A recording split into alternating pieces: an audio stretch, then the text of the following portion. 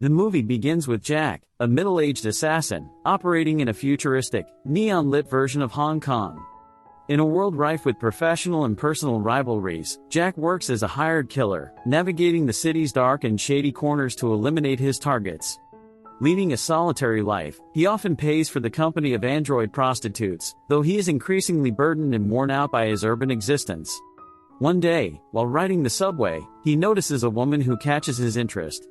Skilled in discreetly following people, Jack trails her to a club where he discovers that she is one of the performers.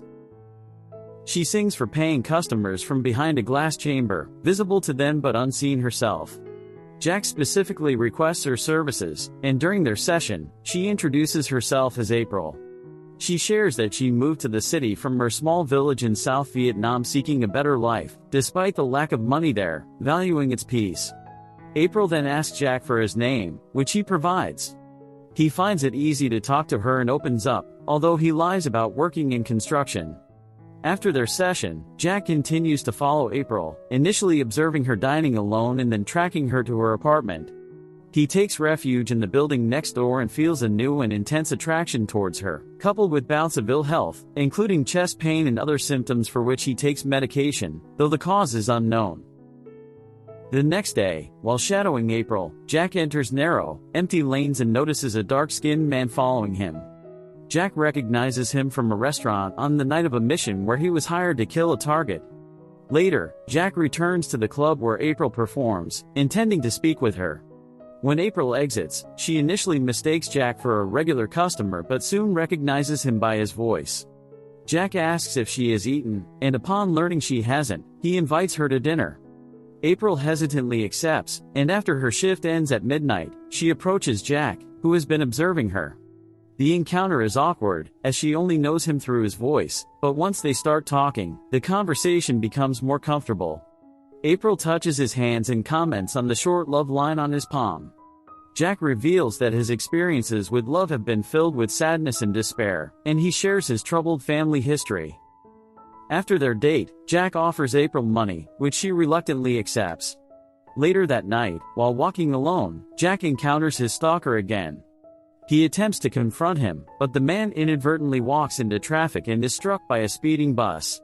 Upon investigating, Jack discovers that the man is not human but a humanoid robot, destroyed in the accident. Jack retrieves a memory chip from the accident scene and traces it to Muka Corporation, a biotech company led by scientist Dr. Bergman, who has been missing for nearly a year. The following day, Jack attempts to locate the scientist while his health deteriorates further, necessitating a doctor's visit.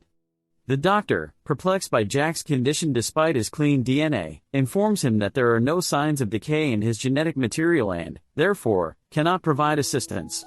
Shortly after leaving the doctor's office, Jack seeks out Dr. Bergman for help, but the scientist refuses to trust him, stating that he cannot assist someone he does not trust. Jack, who appears untrustworthy to Dr. Bergman, continues to meet with April.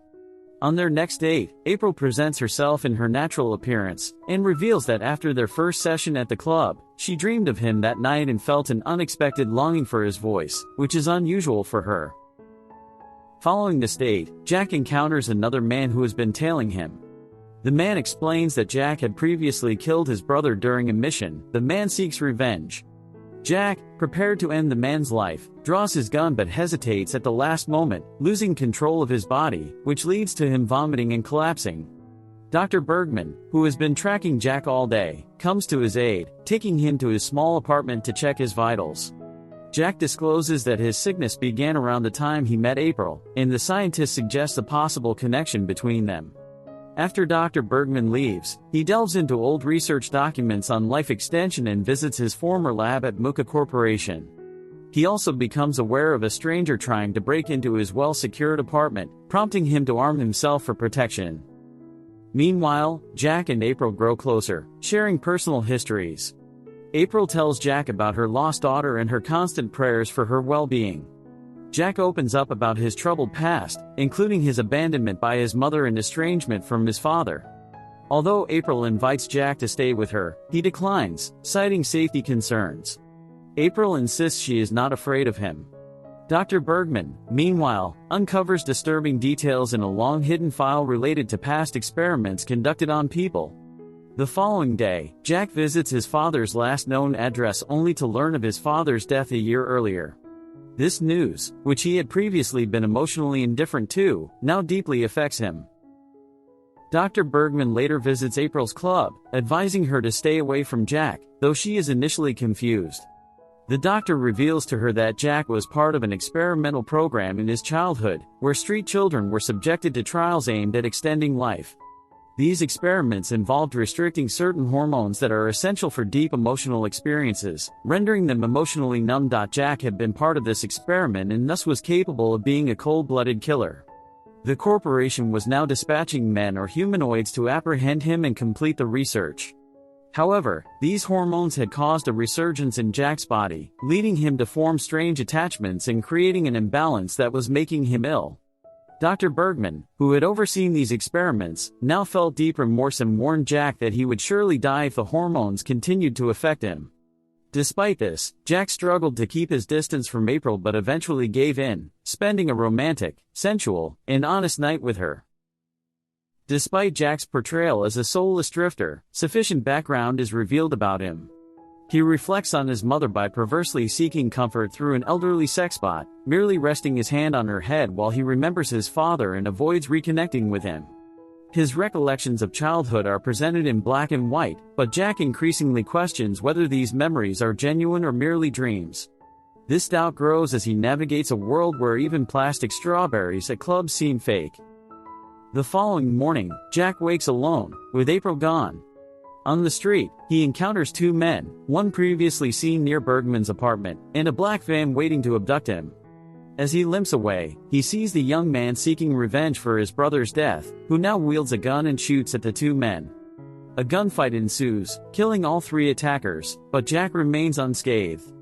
He stumbles into a corner alley and possibly passes out as the scene fades. The narrative shifts to a tall skyscraper where Jack is shown working as a construction laborer, a return to his previous job. He visits the club again, inquiring about April, only to learn she has gone back to Vietnam.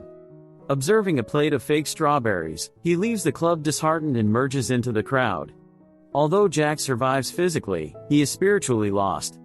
His burgeoning feelings have complicated his life, and without April, his existence feels hollow. A series of slow-motion scenes reveal April's perspective. The previous morning, she had removed and discarded Jack's gun, rendering him defenseless and possibly leading to his death. She is then seen reuniting with her young daughter, leaving viewers uncertain about the distinction between reality and illusion. The film ends with Jack's promise to wait for April, trapped in his seemingly endless and expanded life.